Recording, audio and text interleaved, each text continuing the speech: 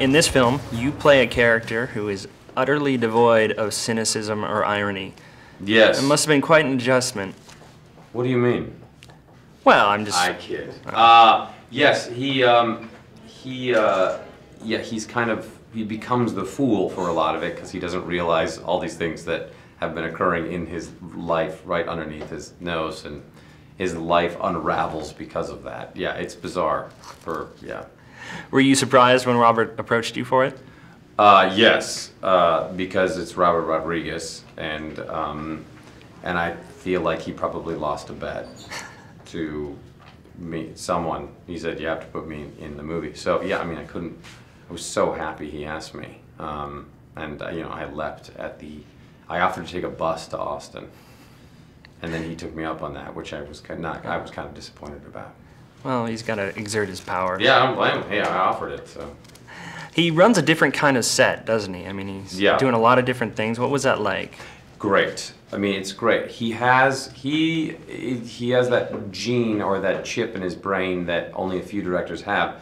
He's so calm. He knows exactly what he wants. He's already edited the movie in his brain in advance. He sits at the monitor with his guitar composing the score.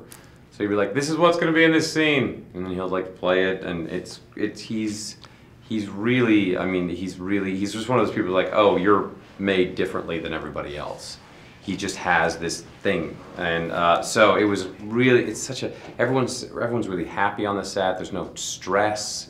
It's great. And he really allows you to just do what you want to do. I mean, he makes a great environment to work. So I would kill to work with him again, literally.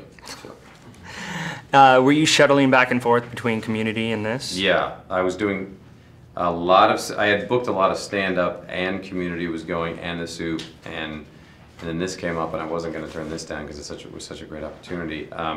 So yeah, I didn't have a day, I figured out that I didn't have a day off from like mid-July through the first couple days of November.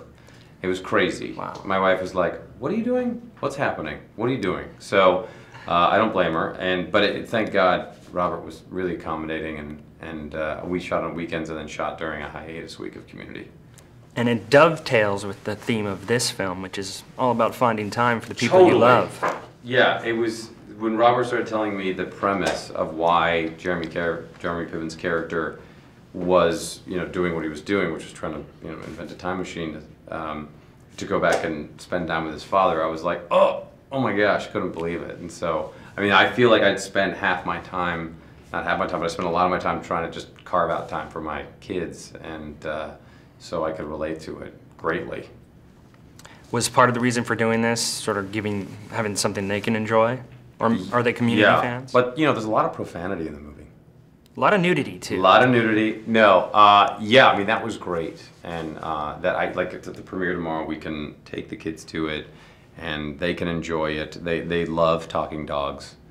Who doesn't? As much as any kid. And my 6-year-old's way into locomotives, so I'm just gonna have to say, like, you know, maybe in the next one there'll be a locomotive.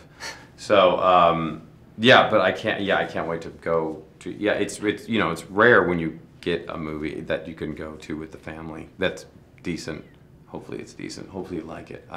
Well, and that you get to smell stuff. Yeah, that's my favorite part. It rarely happens. So, but yeah, I can't wait to bring it.